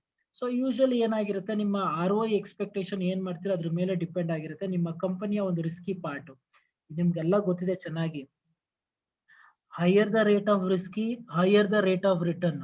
Lower the rate of risky, lower the rate of return ಅಂತ. So obviously ಆ ತರ ಇರುತ್ತೆ. Then limitations. Obviously ROI ತರನೇ ಇಲ್ಲೂ ಕೆಲವೊಂದು short comings ಇದೆ. ಏನು ಅಂತ ಅಂದ್ರೆ most of the problems in measuring the divisional income and divisional investment base are also present in the measurement of residual income. ಇಲ್ಲೂ ಅಷ್ಟೇನೆ ನೀವು ರೆಸಿಡ್ಯೂಲ್ ಇನ್ಕಮ್ ನ ಕ್ಯಾಲ್ಕುಲೇಟ್ ಮಾಡಬೇಕಾದಾಗ ಎಷ್ಟು ಇನ್ವೆಸ್ಟ್ಮೆಂಟ್ ಹೆಂಗ್ ಕ್ಯಾಲ್ಕುಲೇಟ್ ಮಾಡಬೇಕು ಅನ್ನೋದಿರ್ಬೋದು, ನೆಟ್ ಇನ್ಕಮ್ ನ ಹೆಂಗ್ ಕ್ಯಾಲ್ಕುಲೇಟ್ ಮಾಡಬೇಕು ಅನ್ನೋದಿರ್ಬೋದು, ಈ ತರ ಒಂದು ಪ್ರಾಬ್ಲಮ್ಸ್ ಗಳು ಏನಾಗುತ್ತೆ ಸೊ ಕ್ರಿಯೇಟ್ ಆಗುತ್ತೆ ಅಂತ ಹೇಳ್ತಾರೆ. Then there is an additional problem of selecting a fair and equitable measure of required cutoff percentage ಅಂತ. ಎಷ್ಟು ಪರ್ಸೆಂಟೇಜ್ ನ ನಾವು ಸ್ಟ್ಯಾಂಡರ್ಡ್ ಅಂತ ಸೆಟ್ ಮಾಡಬೇಕು ಅನ್ನೋದು ಏನಾಗ್ತಾ ಹೋಗುತ್ತೆ, ಇಲ್ಲಿ ಪ್ರಾಬ್ಲಮ್ ಆಗ್ತಾ ಹೋಗುತ್ತೆ ಅಂತ ಹೇಳ್ತಾರೆ ರೆಸಿಡಿಯಲ್ ಇನ್ಕಮ್ ಅಲ್ಲಿ. ಅಂದ್ರೆ ಅರ್ಥ, ನಾನು ಎಷ್ಟು ಇಟ್ಕೊಂಡ್ರೆ ನನ್ನ ಕಂಪ್ನಿ ಪರ್ಫಾರ್ಮೆನ್ಸ್ ಚೆನ್ನಾಗಿದೆ ಅಂತ ಸ್ಟ್ಯಾಂಡರ್ಡ್. ಈಗ ನಾನು ಆಗ್ಲೇ ಅಂದೆ ಪ್ರಾಫಿಟ್ ಕಾಂಟ್ರಿಬ್ಯೂಷನ್ 50,000 ಅಂದೆ, ಅದಾದ್ಮೇಲೆ SRO ಇಂಟು SR ಮಾಡಿದಾಗ ನನಗೆ ಎಷ್ಟು 36,000 ಬಂತು. ಈಗ 14,000 ರೂಪಾಯಿ ಬ್ಯಾಲೆನ್ಸ್ ರಿಮೈನಿಂಗ್ ಉಳ್ಕೊಂತಲ್ವ. ಈಗ 14,000 ಇದ್ರೆ ಕಂಪ್ನಿ ಪರ್ಫಾರ್ಮೆನ್ಸ್ ಚೆನ್ನಾಗಿದೆಯಾ ಇಲ್ವಾ ಅಂತ ಹೆಂಗ್ ಹೇಳ್ತೀರಾ ನಾವು? That is also another risky part ಅಂತ ಹೇಳ್ತಾರೆ. So that is what the investment centre analysis talks about. So ನಾವಲ್ಲಿಗೆ ಕಾಸ್ಟ್ ಸೆಂಟರ್ ಬಗ್ಗೆ ಮಾತಾಡಿದ್ವಿ, ಪ್ರಾಫಿಟ್ ಸೆಂಟರ್ ಬಗ್ಗೆ ಮಾತಾಡಿದ್ವಿ, ಮತ್ತೆ ಇನ್ವೆಸ್ಟ್ಮೆಂಟ್ ಸೆಂಟರ್ ಬಗ್ಗೆ ಮಾತಾಡಿದ್ವಿ. ಯಾವತ್ತೂ ಅಷ್ಟೇ ಒಂದು ಆರ್ಗನೈಸೇಷನ್ ತನ್ನ ಒಂದು ಡಿವಿಷನ್ ನ ಮೆಜರ್ ಮಾಡಬೇಕಾದಾಗ the measurement ability will purely based on the how the company is controlling the cost, how the company earning regular profit, and how the company is expecting the return on investment. ಈ ಮೂರು point ಅನ್ನ ಇಟ್ಕೊಂಡು ಏನ್ ಮಾಡ್ತಾರೆ, ಒಂದು divisional performance ನ ಏನ್ ಮಾಡ್ತಾರಂತೆ ಮೆಜರ್ ಮಾಡ್ತಾರಂತೆ ಹೇಳ್ತಾರೆ. ರಿಪೋರ್ಟಿಂಗ್ ಅಂಡರ್ ರೆಸ್ಪಾನ್ಸಿಬಿಲಿಟಿ ಅಕೌಂಟಿಂಗ್ ಆಯ್ತು ಸರ್, ಒಂದು ಡಿವಿಷನ್ ಅಂತ ಬಂತು, ಡಿವಿಷನ್ಗೆ ಮ್ಯಾನೇಜರ್ ಅಂತ ಇಟ್ಕೊಂಡ್ವಿ, ಮ್ಯಾನೇಜರ್ಗೆ ಈ ತರ ರೆಸ್ಪಾನ್ಸಿಬಿಲಿಟೀಸ್ ನಲ್ಲಿ ಅಲರ್ಟ್ ಮಾಡಿದ್ವಿ. ರೆಸ್ಪಾನ್ಸಿಬಿಲಿಟಿ ಆದ್ಮೇಲೆ ಅವ್ನು ಏನ್ ಮಾಡ್ದ, cost centre, investment centre, profit centre ಮುಖಾಂತರ ಮೆಜರ್ ಎಲ್ಲ ಮಾಡ್ಕೊಂಡ. ಇದೆಲ್ಲ ಮಾಡ್ತಾ ಇದ್ದಾನೆ, ಓಕೆ, ಬಟ್ ಇದನ್ನ ಹೆಂಗೆ ಹೈಯರ್ ಲೆವೆಲ್ ಅಥಾರಿಟೀಸ್ಗೆ ರಿಪೋರ್ಟ್ ಮಾಡ್ತಾನೆ ಅನ್ನೋದು question mark. So reports under responsibility accounting either exclude uncontrollable cost and show controllable cost and uncontrollable cost separately. Now ಅಲ್ಲಿಗೆ ಅರ್ಥ ಏನು, ಒಂದು ಆರ್ಗನೈಸೇಷನ್ ಅಥವಾ ಒಂದು ಡಿವಿಷನ್ ತನ್ನ ಒಂದು ಓವರ್ ಆಲ್ ಇನ್ಫಾರ್ಮೇಶನ್ಸ್ ನ ಏನ್ ಮಾಡ್ಬೇಕಾಗತ್ತೆ, ರಿಪೋರ್ಟ್ ಮಾಡ್ಬೇಕಾಗತ್ತೆ ಹೈಯರ್ ಲೆವೆಲ್ ಅಥಾರಿಟೀಸ್ಗೆ, so that the performance of each and every division can be measured by the higher level authority. ಒಂದೊಂದು ಎಕ್ಸಾಂಪಲ್ ಅಂತ ಕೊಟ್ಟಿದ್ದಾರೆ ನೋಡಿ, ಅದು ಎಷ್ಟು ಹೆಂಗಿದೆ ಅಂತ. Purchase manager cannot control the movements in copper process, yet she is supposed to have the most information and she is expected to correctly forecast movements in the prices of copper. Copper should therefore be included in the reports relating to her activity segments. The controllability concepts reduce the responsibility reports where each layer of management is held responsible for all the subordinate management layers as illustrated below. ನಾವು ಅರ್ಥ ಏನು ಅಂತ ಅಂದ್ರೆ, ಈ example ಏನು ಅಂತ ಅಂದ್ರೆ, ಒಬ್ಬ ಪರ್ಚೇಸ್ ಮ್ಯಾನೇಜರ್ ಈ ಕಾಪರ್ ಅನ್ನೋದನ್ನ ಪರ್ಚೇಸ್ ಮಾಡೋದನ್ನ ಯಾವ ರೀತಿ ಮಾಡ್ಬೇಕು ಅನ್ನೋದನ್ನ ಯೋಚನೆ ಮಾಡ್ಬೇಕಿದೆ. ಅದನ್ನ ಏನ್ ಮಾಡ್ಬೇಕಾಗತ್ತೆ, ಪ್ರಾಪರ್ ಆಗಿ ಹ್ಯಾಂಡಲ್ ಮಾಡಿ ಯಾವ ತರ ಪ್ರೈಸ್ ಅಲ್ಲಿ ಫಿಕ್ಸ್ ಮಾಡಿದ್ದಾರೆ ರೇಟ್ ನ ನೋಡ್ಕೊಂಡು ಅದರ ಮೂವ್ಮೆಂಟ್ಸ್ ಗಳನ್ನ ಚೆಕ್ ಮಾಡ್ಬೇಕು. ಎಷ್ಟೆಷ್ಟು ರಿಕ್ವೈರ್ಮೆಂಟ್ ಇದೆ ಅಷ್ಟು ಮಾತ್ರ ತಗೊಂಡ್ ಬರೋದು, ಅಷ್ಟು ಮಾತ್ರ ಪ್ರೊಡಕ್ಷನ್ ಕಳ್ಸೋದು, ಅನ್ನೆಸರಿಯಾಗಿ ಸ್ಟಾಕ್ ಅಲ್ಲಿ ಕಾಪರ್ ನ ಇಟ್ಕೊಳ್ದೇನೆ ಹೀರೋ ಹಾಗೆ ನೋಡ್ಕೊಳ್ಳೋದು, ಈ ತರ ಎಲ್ಲಾ ಮಾಡೋದನ್ನ ನಾವ್ ಏನಂತ ಕರಿತೀವಿ, is responsibility in reporting the controllability of the copper purchase ಅಂತ. ನಾವು ಈ ತರನ ನಾವ್ ಏನ್ ಮಾಡ್ಬೇಕಾಗತ್ತೆ, ನೀವು ರಿಪೋರ್ಟಿಂಗ್ ಮಾಡ್ಬೇಕಾಗತ್ತೆ. While reporting the responsibility accounting, as I mention clearly in the previous semester, in the variance which talks about two major terminology, that is favorable and unfavorable. ಯಾವತ್ತೂ ಅಷ್ಟೇ ಒಂದು ರೆಸ್ಪಾನ್ಸಿಬಿಲಿಟಿ ಅಂತ ಅಂದ್ಮೇಲೆ ಅವ್ರದ್ದೇ ಅಂತ ಒಂದು ಟಾರ್ಗೆಟ್ ಅಂತ ಇರುತ್ತೆ. ಆ ಟಾರ್ಗೆಟ್ ನ ರೀಚ್ ಮಾಡ್ತಾ ಇದೀನಾ ಇಲ್ವಾ, ಟಾರ್ಗೆಟ್ ಒಳಗಡೆ ನಾನು ಮ್ಯಾನುಫ್ಯಾಕ್ಚರ್ ಮಾಡ್ತಾ ಇದೀನಾ ಇಲ್ವಾ, ಈ ತರ ಬಂದಾಗ್ಲೇ ಈ ಎರಡು ಟರ್ಮಿನಾಲಜಿ ಬರೋದು, whether it is favourable to the organisation or unfavourable to the organisation ಅಂತ. ನಾವು ಈ ತರ ಇದ್ದಾಗ ಏನಾಗುತ್ತೆ, ಆ ಒಂದು ರೆಸ್ಪಾನ್ಸಿಬಿಲಿಟಿ ಅಕೌಂಟಿಂಗ್ ನಾವೇನ್ ಅಲಾಟ್ ಮಾಡಿರ್ತೀವಿ ಪರ್ಟಿಕ್ಯುಲರ್ ಡಿವಿಷನ್ಗೆ, ಅದರ ಒಂದು ಫೀಡ್ಬ್ಯಾಕ್ ಗೊತ್ತಾಗ್ತಾ ಹೋಗುತ್ತೆ, whether it is favourable or not ಅಂತ. ಇವತ್ ನಾನು ಈ ಪ್ರಾಡಕ್ಟ್ ನ ಮ್ಯಾನುಫ್ಯಾಕ್ಚರ್ ಮಾಡೋದಕ್ಕೆ 35 ರೂಪಾಯಿ ಖರ್ಚು ಮಾಡ್ಕೊಳ್ಬೇಕು ಅಂತ ಅನ್ಕೊಂಡಿದೀನಿ, ಬಟ್ ಆದ್ರೆ ಆಕ್ಚುಲ್ ಆಗಿ ಏನಾಗಿದೆ 34 ರೂಪಾಯಿ ಖರ್ಚಾಗಿದೆ. ಹಾಗಂದ್ರೆ ಅರ್ಥ ಏನು, it is favourable to the organisation. ಅಕಸ್ಮಾತ್ ಏನಾದ್ರೂ ನಾನು 35 ರೂಪಾಯಿ ಅನ್ಕೊಂಡು 37 ರೂಪಾಯಿ ಖರ್ಚು ಮಾಡಿದ್ರೆ which is unfavourable to the organisation. ನಾವು ಈ ತರ ನೀವು ರಿಪೋರ್ಟಿಂಗ್ ನ ಮಾಡೋದ್ರಿಂದ ಮ್ಯಾನೇಜ್ಮೆಂಟ್ಗೆ ಅಥವಾ ಹೈಯರ್ ಲೆವೆಲ್ ಅಥಾರಿಟಿಗೆ ಗೊತ್ತಾಗುತ್ತೆ whether it is favourable to the organisation or unfavourable to the organ. ಅದನ್ನ ಏನ್ ಮಾಡ್ಬೇಕಾಗುತ್ತೆ, ರಿಪೋರ್ಟಿಂಗ್ ಮಾಡ್ಬೇಕಾಗುತ್ತೆ. So that is where it says a report is a document in which a given problem is examined for conveying information, putting forward ideas and sometimes making recommendations as the basis for a action. ಅರ್ಥ simple ಏನು ಅಂತ ಅಂದ್ರೆ, ನಿಮ್ಮ over all responsibility accounting ನೀವೇನ್ ಮಾಡ್ಬೇಕಾಗುತ್ತೆ, reporting ಮಾಡ್ಬೇಕಾಗುತ್ತೆ to examine the information which you have return in that particular part and what are the recommendations that you have given or what all the recommendation can be given for that particular action. ಇವತ್ತು ಒಂದು ಕಂಪನಿಯ ಒಂದು performance ಚೆನ್ನಾಗಿಲ್ಲ ಅನ್ನೋದು ಎಲ್ಲಿಂದ ಗೊತ್ತಾಗುತ್ತಪ್ಪ ನನಗೆ, ಆ company annual report ನೋಡಿದ್ರೆ ಗೊತ್ತಾಗುತ್ತೆ ಅಷ್ಟೇ, ಅಲ್ಲಿ ಅದಿಲ್ಲನೇ ನನಗೆ ಗೊತ್ತಾಗಲ್ಲ. ನಾವು ಸೊ ಅಲ್ಲಿಗೆ ಅರ್ಥ ಏನು ಅಂತ ಅಂದ್ರೆ, ನನ್ನ ಒಂದು ಆರ್ಗನೈಸೇಷನ್ ಪರ್ಫಾರ್ಮೆನ್ಸ್ ಅಥವಾ ಡಿವಿಷನಲ್ ಪರ್ಫಾರ್ಮೆನ್ಸ್ ನಾನು ಚೆಕ್ ಮಾಡಬೇಕು ಅಂತ ಅಂದ್ರೆ I need to see the information which he has provided. ಅದು ಎಲ್ಲಿ ಸಿಗುತ್ತೆ ನನಗೆ, ಈ ರಿಪೋರ್ಟಿಂಗ್ ನ ಕೊಡೋದ್ರಿಂದ ಏನಾಗುತ್ತೆ ನನಗೆ ಸಿಗುತ್ತೆ.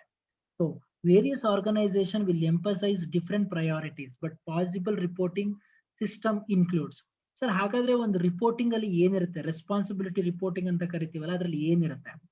Monitoring progress towards a range predetermined performance measures including budgets and standards, financial requirement and cost improvement or service improvement target. I think ನಾನು ಈ ಚಾಪ್ಟರ್ ನ ಸ್ಟಾರ್ಟ್ ಮಾಡೋದಕ್ಕಿಂತ ಮುಂಚೆನೆ ನಾನು ಒಂದು ವಿಪ್ರೋ ಕಂಪನಿದು ಬಿಸ್ನೆಸ್ ರೆಸ್ಪಾನ್ಸಿಬಿಲಿಟಿ ರಿಪೋರ್ಟ್ ನ ತೋರಿಸಿದೆ. Hope you all remember. ನಾವು ಆ ಬಿಸ್ನೆಸ್ ರೆಸ್ಪಾನ್ಸಿಬಿಲಿಟಿ ರಿಪೋರ್ಟ್ ನ ನೀವು ನೋಡ್ಬೇಕಾದಾಗ ಅಲ್ಲಿ ಫೈನಾನ್ಷಿಯಲ್ ರಿಲೇಟೆಡ್ ಆಗಿ ಎಲ್ಲ ಏನ್ ಮಾಡಿದ, ಒಂದು 3 ವರ್ಷದ್ದು ಏನ್ ಮಾಡಿದ ಕಂಪ್ಯಾರಿಸನ್ ಕೊಟ್ಟಿದ್ದ. All the information which are in the monetary terms. Monetary terms ಅಲ್ಲಿ ಏನ್ ಮಾಡಿದಾನೆ ಅವನು, ಮೆಜರ್ ಮಾಡಿದಾನೆ. ಅದರಿಂದ ಏನ್ ಗೊತ್ತಾಯ್ತು ನನಗೆ, so okay performance last 3 years ಇಂದ ಯಾವ ರೀತಿ ಇದೆ ಅಂತ ಗೊತ್ತಾಯ್ತು. ಸೊ ಅಲ್ಲಿಗೆ ಅರ್ಥ, ನಿಮ್ಮ ರೆಸ್ಪಾನ್ಸಿಬಿಲಿಟಿ ರಿಪೋರ್ಟ್ ಮಾನಿಟರಿಲಿ ಆಗ್ಬೇಕಂತ ತೋರಿಸಿರ್ಬೇಕಂತೆ. ಎರಡನೇದು, directing attention to significant variations and to events which produce significant deviation in future ಅಂತ. ಎಲ್ಲೆಲ್ಲಿ ನಿಮ್ಗೆ ವೇರಿಯೇಷನ್ಸ್ ಜಾಸ್ತಿ ಇದೆ ಅಂತ ನಿಮ್ಗೆ ಗೊತ್ತಾಗ್ತಾ ಇದೆ ಅಂತ ಜಾಗಗಳಲ್ಲಿ ನೀವೇನ್ ಮಾಡ್ಬೇಕು ಅಂತ ಅಂದ್ರೆ, ಸೊ ಮೇನ್ ಹೈಲೈಟ್ ಮಾಡಬೇಕು, ಏನನ್ನ ನೀವು ಫ್ಯೂಚರ್ಗೆ ಅಂತ ಒಂದು ವೇರಿಯೇಷನ್ಸ್ ನ ನೀವು ಕಂಟ್ರೋಲ್ ಮಾಡ್ಬೇಕಂದ್ರೆ ಹೆಂಗ್ ಮಾಡ್ಬೇಕು ಅಂತ ನೀವ್ ಏನ್ ಮಾಡ್ಬೇಕಾಗುತ್ತೆ, ಯೋಚನೆ ಮಾಡ್ಬೇಕಾಗುತ್ತೆ. Then acting as a way of structuring regular discussions of results and progress and plan. Regular ಆಗಿ ನೀವು ಒಂದು ಡಿಸಿಷನ್ಸ್ ಗಳನ್ನ ಆರ್ಗನೈಸೇಷನ್ ತಗೊಳ್ಬೇಕು ಅಂತ ಅಂದ್ರೆ, ಮತ್ತೆ ನಿಮ್ಮ ಒಂದು ಪ್ರೋಗ್ರೆಸ್ ಯಾವ ರೀತಿ ಇದೆ ಅಂತ ನೋಡ್ಬೇಕು ಅಂದ್ರೆ, ಅಥವಾ ಮುಂದಿನ ಫ್ಯೂಚರ್ ಪ್ಲಾನ್ ನೀವು ಮಾಡ್ಬೇಕು ಅಂತ ಅಂದ್ರೆ, so you need this responsibility report. Providing an overall view of activities, not necessarily to answer specific questions. So ನಿಮ್ಮ ಒಂದು ರೆಸ್ಪಾನ್ಸಿಬಿಲಿಟಿ ರಿಪೋರ್ಟ್ ಏನು ಅಂತ ಅಂದ್ರೆ, ನಿಮ್ಗೆ ಓವರ್ ಆಲ್ ಆಗಿ ನಿಮ್ಮ ಒಂದು ಆರ್ಗನೈಸೇಷನ್ ಅಥವಾ ಡಿವಿಷನ್ ನ ಓವರ್ ಆಲ್ ಆಕ್ಟಿವಿಟೀಸ್ ಬಗ್ಗೆ ಡೀಟೇಲ್ಡ್ ಆಗಿ ಏನ್ ಮಾಡುತ್ತೆ, ಹೇಳುತ್ತೆ ಅಂತ ಹೇಳ್ತಾರೆ. ನಾವು some of the major points, ನೀವು ನಿಮ್ಮ ಒಂದು ರಿಪೋರ್ಟ್ ಅನ್ನ ಬರಿಬೇಕಾದಾಗ ಏನೇನೋ ಯೋಚನೆ ಮಾಡಬೇಕು ಅಂತ ಅಂದ್ರೆ, ನಿಮ್ಮ ಒಂದು ರೆಸ್ಪಾನ್ಸಿಬಿಲಿಟಿ ರಿಪೋರ್ಟ್ ಸಿಂಪಲ್ ಎಕ್ಸಾಂಪಲ್ ಹೇಳ್ಬೇಕು ಅಂದ್ರೆ, ಇವಾಗ ನೀವು ಪರ್ಚೇಸ್ ಡಿಪಾರ್ಟ್ಮೆಂಟ್ ಅಲ್ಲಿ ನೀವು ಮ್ಯಾನೇಜರ್ ಆಗಿದ್ದೀರಪ್ಪ. ನೀವ್ ಏನ್ ಮಾಡ್ಬೇಕು, ಈಗ ಆ ಪರ್ಟಿಕ್ಯುಲರ್ ಕ್ವಾರ್ಟರ್ ಏನ್ 3 months ಇದೆ ಅದ್ರ ರಿಪೋರ್ಟ್ ನ ನೀವ್ ಏನ್ ಮಾಡ್ಬೇಕಾಗತ್ತೆ, ಹೈಯರ್ ಲೆವೆಲ್ ಅಥಾರಿಟಿಗೆ ಕೊಡ್ಬೇಕಾಗತ್ತೆ. ರಿಪೋರ್ಟ್ ನ ಹೆಂಗ್ ಪ್ರೆಸೆಂಟ್ ಮಾಡ್ತೀರಾ, ಏನೇನ್ ಕಂಟೆಂಟ್ ಇರಬೇಕು ಅದನ್ನ ಹೇಳ್ತಾರೆ ನೋಡಿ. ಒಂದು, state the objectives and purpose of the report. Report ನೀವು ಮಾಡ್ತಿರೋದ್ರ ಒಂದು ಮೇನ್ ಪರ್ಪಸ್ ಏನಿದೆ ಹೇಳಿ. Second, keep the back ground needs for the report. ಆ ರಿಪೋರ್ಟ್ಗೆ ಸಂಬಂಧಪಟ್ಟಂಗೆ ಬ್ಯಾಕ್ ಗ್ರೌಂಡ್ ಇನ್ಫಾರ್ಮೇಶನ್ ನ ಕೊಡಿ. Third, adhere to the time schedule of the report. ಯಾವ time ಇಂದ ಯಾವ ಟೈಮ್ ತನಕ ನೀವು ಆ ಇನ್ಫಾರ್ಮೇಶನ್ ಕೊಡ್ತಾ ಇದ್ದೀರಾ ಕರೆಕ್ಟ್ ಆಗಿ ಮೆನ್ಷನ್ ಮಾಡಿ. Include only the information that directly applies to the subject. ನೀವು ಬರಿತಿರುವಂತ ಇನ್ಫಾರ್ಮೇಶನ್ ಅಥವಾ ಕೊಡ್ತಾ ಇರುವಂತ ಇನ್ಫಾರ್ಮೇಶನ್ ನೀವು ಯಾವ ಯಾವ ಆಕ್ಟಿವಿಟೀಸ್ಗೆ ಸಂಬಂಧಪಟ್ಟಂಗೆ ನೀವು ಕೊಡ್ತಾ ಇದ್ದೀರಾ ಅದನ್ನ ಕ್ಲಿಯರ್ ಆಗಿ ಮೆನ್ಷನ್ ಮಾಡಿ. Then verify the accuracy and reliability of all facts used ಅಂತೆ. ಸುಮ್ನೆ ಜನರಲ್ ಆಗಿ ಕೊಟ್ಬಿಡೋದಲ್ಲ. ಓಕೆ, ಇವತ್ತು ಇಂಥ ಕಂಪ್ನಿಲಿ ಎಂಪ್ಲಾಯೀಸ್ಗೆ ಒಂದು 50 ಲಕ್ಷ ಕೊಟ್ಬಿಟ್ಟಿದ್ದೀನಿ, ಈ ಎಂಪ್ಲಾಯೀಸ್ ಗಳಿಗೆ ಟ್ರಾವೆಲಿಂಗ್ ಅಂತ ಒಂದು 30 ಲಕ್ಷ ಖರ್ಚು ಮಾಡಿದೀನಿ. ಹಂಗ್ ಕೊಡಕ್ ಹೋಗ್ಬೇಡಿ. ನೀವು ಕೊಡೋಂತ ಇನ್ಫಾರ್ಮೇಶನ್ ಎಷ್ಟು ಮಟ್ಟಿಗೆ ರಿಲಯಬಲ್ ಆಗಿದೆ, ಅಕ್ಯುರೇಟ್ ಆಗಿದೆ ಅದನ್ನ ಕ್ಲಿಯರ್ ಆಗಿ ಹೇಳಿ ಅಂತಾರೆ. ಅದಾದ್ಮೇಲೆ organise the report carefully, dividing the report into parts which are logically arranged. ಸುಮ್ನೆ ಗ್ಲಮ್ಸಿ ಆಗಿ ಎಲ್ಲಾನು ತಂದು ಒಂದೇ ಕಡೆ ತುಂಬೋದು ಬೇಡ. ಐ ಥಿಂಕ್ ನೀವು ಆನ್ಯುವಲ್ ರಿಪೋರ್ಟ್ಸ್ ಗಳನ್ನ ನೋಡಿದ್ರೆ ಗೊತ್ತಾಗುತ್ತೆ ಎಷ್ಟು ಕ್ಲಿಯರ್ ಆಗಿ ಒಂದೊಂದು ಕಾನ್ಸೆಪ್ಟ್ ಡೀಟೇಲ್ಡ್ ಆಗಿ ಸಪ್ರೇಟ್ ಆಗಿ ಮೆನ್ಷನ್ ಮಾಡಿದ್ದಾರೆ ಅಂತ. ನಾವು ಆ ರೀತಿ ನೀವೇನ್ ಮಾಡ್ಬೇಕಾಗತ್ತೆ, ಇನ್ಫಾರ್ಮೇಶನ್ ನ ಪ್ರೆಸೆಂಟ್ ಮಾಡ್ಬೇಕಾಗತ್ತೆ ಅಂತ ಹೇಳ್ತಾರೆ. Then make recommendations that are supported by evidence reports ಅಂತ. ನಿಮ್ಮ ಒಂದು ರಿಪೋರ್ಟ್ ಅಲ್ಲಿ ಕೆಲವೊಂದು ವೇರಿಯೇಷನ್ಸ್ ಇದ್ರೆ ಅದಕ್ಕೆ ತಕ್ಕನಾಗಿರುವಂತ ಸಜೆಷನ್ ರೆಕಮೆಂಡೇಶನ್ಸ್ ಗಳನ್ನ ನೀವೇನ್ ತಗೊಂಡಿದ್ದೀರಾ ಅದನ್ನ ಕ್ಲಿಯರ್ ಆಗಿ ಏನ್ ಮಾಡಿ ನಿಮ್ಮ ಒಂದು ರಿಪೋರ್ಟ್ ಅಲ್ಲಿ ಮೆನ್ಷನ್ ಮಾಡಿ ಅಂತ ಹೇಳ್ತಾರೆ. And the last one is conclude the report with a brief summary of important points covered. So last ಅಲ್ಲಿ ನೀವೇನ್ ಮಾಡಿ ಒಂದು ಸಮ್ಮರಿನ ಕೊಡಿ ಏನಂತ. ಸೊ ಯಾವ ರಿಪೋರ್ಟ್ಸ್ ನಲ್ಲಿ ಅಥವಾ ನೀವು ಕೊಟ್ಟಿರುವಂತ ಇನ್ಫಾರ್ಮೇಶನ್ ಹೆಂಗಿದೆ, ಇದರ ಓವರ್ ಐಡಿಯಾ ಏನು, ಅದ್ರ ಬಗ್ಗೆ ಓವರ್ ಆಲ್ ಕನ್ಕ್ಲೂಡಿಂಗ್ ರಿಮಾರ್ಕ್ಸ್ ಗಳನ್ನ ಏನ್ ಮಾಡಿ ನಿಮ್ಮ ರಿಪೋರ್ಟ್ ಅಲ್ಲಿ ಮೆನ್ಷನ್ ಮಾಡಿ ಅಂತ ಹೇಳ್ತಾರೆ. ಸೊ ನಾನ್ ಮಾತಾಡ್ತಿರೋ ಕಾನ್ಸೆಪ್ಟ್ ಏನು ಅಂತ ಅಂದ್ರೆ ರೆಸ್ಪಾನ್ಸಿಬಿಲಿಟಿ ರಿಪೋರ್ಟ್ ನ ಹೆಂಗೆ ಬರಿಬೇಕು, ಏನೇನ್ ಕಂಟೆಂಟ್ಸ್ ಅನ್ನ ಇಟ್ಕೊಂಡು ನೀವೇನ್ ಮಾಡ್ಬೇಕಾಗತ್ತೆ ಬರಿಬೇಕಾಗತ್ತೆ ಅಂತ. ಸೊ ನೀವು ನಿಮ್ಮ ಒಂದು ವಾಟ್ ಯು ಕಾಲ್ಡ್ ಕಂಟೆಂಟ್ಸ್ ನ ಮೈಂಡ್ ಅಲ್ಲಿ ಇಟ್ಕೊಂಡು ಏನ್ ಮಾಡ್ಬೇಕಾಗತ್ತೆ, ನೀವು ರೆಸ್ಪಾನ್ಸಿಬಿಲಿಟಿ ರಿಪೋರ್ಟ್ ಅನ್ನ ರೆಡಿ ಮಾಡ್ಬೇಕಾಗತ್ತೆ. ಇದರಿಂದ ಮಾಡುವಂತ ಉದ್ದೇಶ ಏನು, ನಿಮ್ಮ ಒಂದು ಡಿವಿಷನ್ ನ ಪರ್ಫಾರ್ಮೆನ್ಸ್ ನ ಮೆಜರ್ ಮಾಡೋದಕ್ಕೆ ಹೆಲ್ಪ್ ಆಗುತ್ತೆ. ಮತ್ತೆ ಈ ರಿಪೋರ್ಟ್ ಅಲ್ಲಿ cost to profit to investment centre ಅಂತ ಈ ಮೂರು ಕಾನ್ಸೆಪ್ಟ್ಸ್ ನೀವ್ ಏನ್ ಮಾಡ್ಬೇಕಾಗುತ್ತೆ ಇನ್ಕ್ಲೂಡ್ ಮಾಡ್ಕೊಂಡು ಕ್ಲಿಯರ್ ಆಗಿ ಸಪ್ರೇಟ್ ಆಗಿ ಯಾವ ಇನ್ಫಾರ್ಮೇಶನ್ ಎಲ್ಲೆಲ್ಲಿ ಹಾಕ್ಬೇಕು ಅಂತ ನೀಟಾಗಿ ನೋಡ್ಕೊಂಡು then you write the report and submit to the higher level authority. Higher level ಅಥಾರಿಟಿಗೆ ಸಬ್ಮಿಟ್ ಮಾಡಿದ್ಮೇಲೆ ಅವ್ನು ಏನ್ ಮಾಡ್ತಾನೆ, ಚೆಕ್ ಮಾಡ್ತಾನೆ. ಹೆಂಗೆ, ಓಕೆ ರಿಪೋರ್ಟ್ ಎಲ್ಲ ಕರೆಕ್ಟ್ ಆಗಿದೆಯಾ, ಏನು ಪ್ರಾಬ್ಲಮ್ ಇಲ್ವಾ, ಏನಾದ್ರು ತೊಂದರೆ ಇದೆಯಾ, ಎಲ್ಲಾನು ಚೆಕ್ ಮಾಡ್ಬಿಟ್ಟು ಎಲ್ಲಾದ್ರೂ ಇಂಪ್ರೂವ್ಮೆಂಟ್ಸ್ ಗಳಿದ್ರೆ ಅದನ್ನ ಹೇಳ್ತಾನೆ. ಎಲ್ಲ ತುಂಬಾ ಚೆನ್ನಾಗಿದೆ ಅಂತ ಅಂದ್ರೆ ನೆಕ್ಸ್ಟ್ ಇಯರ್ಗೆ ಏನ್ ಮಾಡ್ತಾನೆ, ಇನ್ಸೆಂಟಿವ್ಸ್ ಗಳಲ್ಲಿ ಇಷ್ಟು ಪರ್ಸೆಂಟೇಜ್ ಆಫ್ ಇನ್ಸೆಂಟಿವ್ ನ ಜಾಸ್ತಿ ಮಾಡ್ತಾನೆ, ಸ್ಯಾಲರಿ ಹೈಕ್ ಮಾಡ್ತಾನೆ. ಈ ತರ ಬೆನಿಫಿಟ್ಸ್ ಗಳು ಏನಾಗ್ತಾ ಹೋಗುತ್ತೆ ಯಾರಿಗೆ, ಈ ಒಂದು ರೆಸ್ಪಾನ್ಸಿಬಿಲಿಟಿ ರಿಪೋರ್ಟಿಂಗ್ ನ ಮಾಡುತ್ತೆ. ಸರ್ ಮಾಡ್ಲೇಬೇಕಾ, ಮಾಡದೇ ಇದ್ರೆ ಆಗಲ್ವಾ ಒಂದು ಕಂಪ್ನಿ? ಏನಾಗುತ್ತೆ ಗೊತ್ತಾ, ಯಾವಾಗ್ಲೂ ಒಂದು ಕಂಪನಿ ತುಂಬಾ ಚಿಕ್ಕದಾಗಿದ್ದು ಏನು ಅಷ್ಟು ನಂಬರ್ ಆಫ್ ಎಂಪ್ಲಾಯೀಸ್ ಜಾಸ್ತಿ ಇಲ್ಲ, ನಿಮ್ಮ ಆಕ್ಟಿವಿಟಿ ತುಂಬಾ ಕಡಿಮೆ ಅಂತ ಇದ್ದಾಗ no need to give a reports. ಅದು ನೋಡಿದ ತಕ್ಷಣ ಗೊತ್ತಾಗ್ಬಿಡುತ್ತೆ ಹೆಂಗಿದೆ, ಹೆಂಗ್ ರನ್ ಆಗ್ತಾ ಇದೆ ಅಂತ. But when you are in the medium scale, large scale, small scale industries ಗಳಲ್ಲಿ ನೀವೆಲ್ಲ ಹೋದಾಗ ಅಲ್ಲಿ ನಿಮ್ಗೆ ನಂಬರ್ ಆಫ್ ಎಂಪ್ಲಾಯೀಸ್ ತುಂಬಾ ಇರ್ತಾರೆ, ನಂಬರ್ ಆಫ್ ಡಿವಿಷನ್ಸ್ ತುಂಬಾ ಇರುತ್ತೆ. ಈ ತರ ಇದ್ದಾಗ ಏನಾಗುತ್ತೆ ನಿಮ್ಗೆ, ನಾನು ಒಂದೊಂದು ಡಿಪಾರ್ಟ್ಮೆಂಟ್ಗೂ ಹೋಗ್ಬಿಟ್ಟು ನಾನು ಜನರಲ್ ಮ್ಯಾನೇಜರು, ಮ್ಯಾನೇಜಿಂಗ್ ಡೈರೆಕ್ಟರ್ ಆಗಿದ್ಕೊಂಡು ನಾನು ಎಲ್ಲಾನು ಹೋಗಿ ಕೀನಾಗಿ ಒಬ್ಬೊಬ್ರು ನಾನು ಕೂತ್ಕೊಂಡು ನಾನು ನೋಡೋದಕ್ಕಾಗಲ್ಲ, ಅಥವಾ ಒಬ್ಬೊಬ್ರನ್ನ ಕೇಳ್ಕೊಂಡು ನಾನು ಡಿಸೈಡ್ ಮಾಡೋದಕ್ಕಾಗಲ್ಲ. ಸೊ ನಾನು ಏನ್ ಯೋಚನೆ ಮಾಡ್ಬೇಕಾಗತ್ತೆ, ನಾನು ಆಯಾ ಕಂಪನಿಗೆ ಸಬ್ಸೆಪ್ರೇಟ್ ಡಿವಿಷನ್ ಮಾಡ್ಬಿಟ್ಟು ಆ ಡಿವಿಷನಲ್ ಮ್ಯಾನೇಜರ್ ರಿಪೋರ್ಟ್ ನಾನು ಏನ್ ಮಾಡ್ತೀನಿ ತಗೊಳ್ತೀನಿ. ಆಗ ಗೊತ್ತಾಗುತ್ತೆ ಓಕೆ ಯಾವ್ಯಾವ ಡಿವಿಷನ್ಸ್ ಗಳು ಯಾವ್ಯಾವ ರೀತಿ ರನ್ ಆಗ್ತಾ ಇದೆ, ಹೆಂಗೆ ಪ್ರೋಸೆಸ್ ಆಗ್ತಾ ಇದೆ.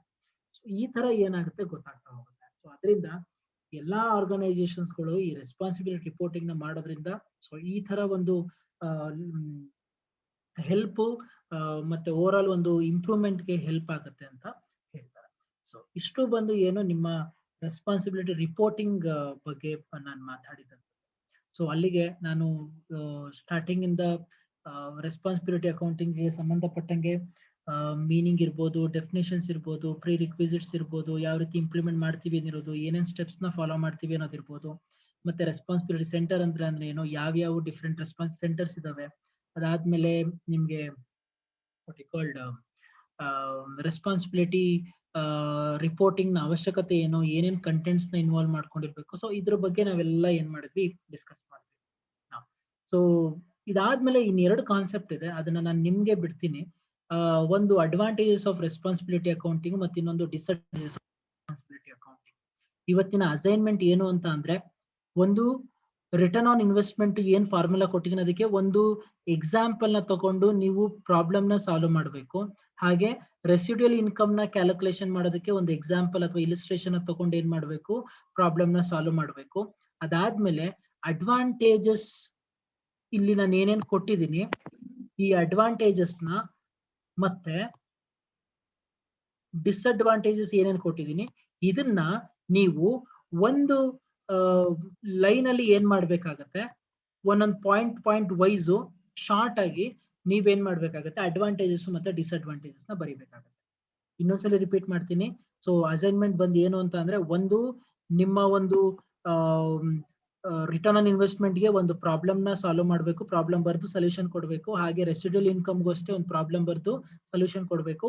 ಅದಾದ್ಮೇಲೆ ಅಡ್ವಾಂಟೇಜಸ್ ಮತ್ತೆ ಡಿಸ್ಅಡ್ವಾಂಟೇಜಸ್ ನಾನು ಏನ್ ಇಲ್ಲಿ ತೋರಿಸಿದ್ದೀನಿ ಅದನ್ನ ನೀವು ಯೂಟ್ಯೂಬ್ ಅಲ್ಲಿ ನಾನು ಲಿಂಕ್ ಅಪ್ಲೋಡ್ ಮಾಡಿದ್ಮೇಲೆ ಅದನ್ನ ನೋಡ್ಕೊಂಡು ಒಂದೊಂದು ಸ್ಟೇಟ್ಮೆಂಟ್ ನ ಅರ್ಥ ಮಾಡ್ಕೊಂಡು ಏನ್ ಮಾಡ್ಬೇಕಾಗತ್ತೆ ನೀವು ನಿಮ್ ಓನ್ ವರ್ಡ್ಸ್ ಗಳಲ್ಲಿ ಪಾಯಿಂಟ್ಸ್ ವೈಸ್ ಮಾಡ್ಬಿಟ್ಟು ಇವತ್ತು ಸಂಜೆ 4 ಗಂಟೆ ಒಳಗಡೆ ನೀವೇನ್ 4 ಗಂಟೆ ಒಳಗಡೆ ಬೇಡ, ಬೈ 6 o'clock ಈವ್ನಿಂಗ್ 6 o'clock ಒಳಗಡೆ ಏನ್ ಮಾಡ್ಬೇಕಾಗತ್ತೆ ಸಬ್ಮಿಟ್ ಮಾಡ್ಬೇಕಾಗತ್ತೆ. ಹೋಪ್ ನಾನು ಹೇಳಿದ ಎಲ್ಲರಿಗೂ ಅರ್ಥ ಆಗಿದೆ ಅಂತ ಅನ್ಕೊಂಡಿದೀನಿ. Thank you.